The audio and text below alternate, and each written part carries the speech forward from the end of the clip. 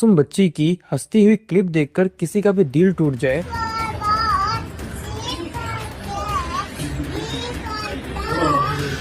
आज हम उसको एक वीडियो के थ्रू याद कर रहे हैं। इस छोटी सी मुस्कुराहट के पीछे ना कोई दिखावा है और ना ही कोई बुरा ख्याल, बस एक साफ दिल का बचपन है जिसे शायद खुद भी नहीं पता था कि ये दुनिया इतनी भी जालिम हो सकती है। इस 3 साल की मासूम बच्ची का आखिर क्या कसूर था कि इसे इतनी बुरी मौत मारा गया। उस दरिंदे को थोड़ी भी दया नहीं आई इस मासूम बच्ची पर। इंसान अपने बदले की आग में इतना पागल कैसे हो सकता है कि उसको मासूम बच्ची का रोना और चीखना नहीं दिखा। आज हम बात करने वाले हैं महाराष्ट्र के मालेगांव में एक 3 साल की बच्ची के साथ हुए रेप और मर्डर केस के बारे में, जिसके बाद पूरे शहर को बंद करने का ऐलान कर दिया गया। हजारों लोग सड़क पर आ गए और स्टेट मिनिस्टर को ग्राउंड पर उतरना पड़ा।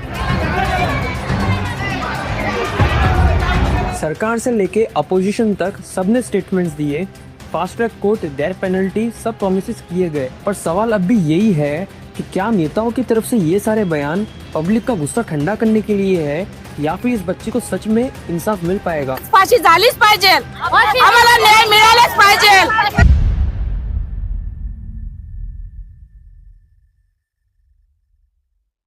वीडियो में आगे बढ़ने से पहले मेरी आप सबसे रिक्वेस्ट है कि इस वीडियो को एंड तक जरूर देखना। ये मैं इसीलिए नहीं कह रहा क्योंकि मैं अपनी वीडियो में रिटेंशन बढ़ाना चाहता हूँ, बल्कि मैं इसीलिए कह रहा हूँ क्योंकि मैं इस केस से ज्यादा लोगों में अवेयरनेस फैलाना चाहता हूँ। तो चलिए केस में आगे बढ़ते हैं। 16 नवंबर 2025 मालेगांव, नासिक डिस्ट्रिक्ट के डोंगराले विलेज में एक फैमिली रहती थी जिसमें एक 3 साल की बच्ची, उसके माँ बाप, उसकी 1 साल की छोटी बहन और दादा दादी रहते थे। उसकी मम्मी हाउसवाइफ थी और उसके पापा एक फोटोग्राफर थे। उस दिन इस बच्ची के पापा फोटोग्राफी के काम से बाहर गए हुए थे। रोज की तरह ये 3 साल की मासूम सी बच्ची अपने घर के पास बाकी बच्चों के साथ खेल रही थी। उसकी माँ, छोटी बहन और दादा दादी घर में ही थे। इस बच्ची की माँ को यही लग रहा था कि उनकी बेटी रोज की तरह घर के बाहर ही खेल रही है, टाइम होने पे आ जाएगी। काफी टाइम हो गया लेकिन ये बच्ची अभी तक घर नहीं आई। अब शाम के करीब 6 बज चुके थे, ये बच्ची अभी तक घर वापस नहीं आई थी। उसकी माँ ने बाहर जाके देखा तो उसकी बेटी वहाँ नजर नहीं आई। फिर उसने तुरंत ही उसके परिवार वालों को बताया कि उनकी बेटी बाहर नहीं दिख रही है, तो पूरा परिवार उसे ढूंढने लग जाता है। उन्होंने सबसे पहले इस बच्ची को पूरे गांव में ढूंढा तो उन्हें पता चला कि जितने भी बच्चे उसके साथ में खेल रहे थे वो अपने अपने घर जा चुके थे। लेकिन जब वो कहीं भी नहीं मिली तो अराउंड 7 बजे के आसपास उसके परिवार वालों ने पुलिस को इन्फॉर्म कर दिया। पुलिस तुरंत डूंगरले गांव पहुंची और इन्वेस्टिगेशन शुरू कर देती है। सबसे पहले पुलिस ने उस बच्ची के परिवार वालों से पूछताछ की तो उन्होंने बताया कि वो रोज की तरह घर के बाहर ही बाकी बच्चों के साथ खेल रही थी। लेकिन थोड़े टाइम बाद जब उसकी आवाज आनी बंद हुई तो उन्हें लगा कि वो पास के किसी घर में खेलने गई होगी, लेकिन वो वहाँ भी नहीं थी। पुलिस ने गांव वालों से भी पूछताछ की लेकिन उनसे इतना कुछ पता नहीं चला। फिर पुलिस ने उन छोटे छोटे बच्चों से पूछा जो उस बच्ची के साथ में खेल रहे थे कि उनकी फ्रेंड कहाँ है।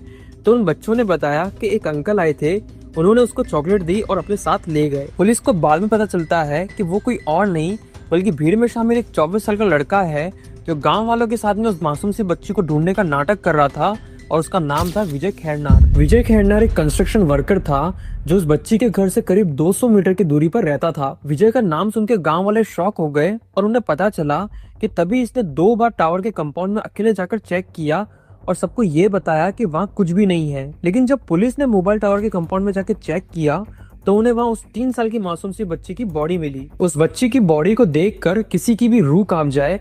उसके कपड़े फटे हुए थे, उसकी पूरी बॉडी पे बहुत सारी चोट आई हुई थी, बल्कि उसके सर को एक पत्थर से कुचला गया था। पुलिस ने तुरंत विजय को अरेस्ट किया और उसको मालेगांव पुलिस स्टेशन लेके गए। कल इसी ने उस बच्चे की मृत्यु की थी। देखिए इनोसेंट बन के बैठा हुआ है ये। पुलिस ने कोर्ट से 7 दिनों की कस्टडी मांगी और उससे पूछताछ शुरू की तो उसने बताया कि उसका उस बच्ची के पापा के साथ 1 महीने पहले झगड़ा हुआ था और जब उसने उस बच्ची को बाहर खेलते हुए देखा तो उसके दिमाग में बदला लेने का ख्याल आया। उसने ये भी बताया कि उसने शराब पी हुई थी।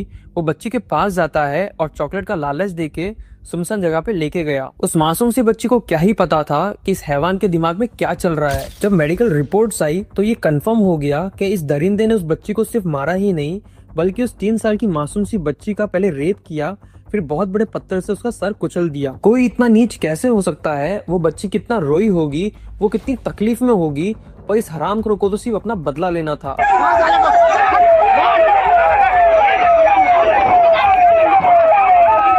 स्कूल्स बंद थी और सब सड़कों पे उतर गए थे।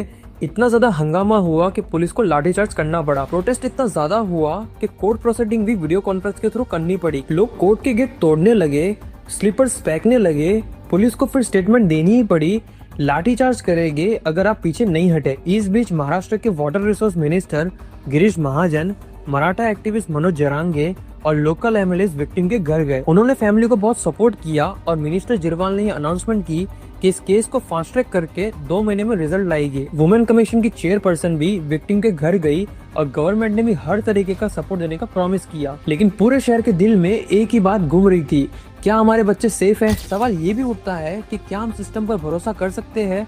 आज से पहले ऐसे क्राइम बहुत सारे हुए हैं, पर कोर्ट ने आज तक ऐसा कोई भी डिसीजन नहीं लिया है जिससे कोई भी इंसान ऐसा क्राइम करने से पहले 100 बार सोचे। क्या इस बच्ची को इंसाफ मिलेगा या फिर ये केस भी एक फाइल बन के रह जाएगा? ये केस सिर्फ उस बच्चे के माँ बाप के लिए नहीं है, बल्कि हर माँ बाप के लिए एक वार्निंग है। आप सबको क्या लगता है, क्या डेथ पेनल्टी सही सजा है या इससे भी दर्दनाक सजा इस दरिंदे को मिलनी चाहिए? आपकी सिटी में भी ऐसे क्राइम हो तो सोसाइटी क्या करेगी? कमेंट सेक्शन में लिखो, आपकी आवाज जरूरी है। इस वीडियो को आप ज्यादा से ज्यादा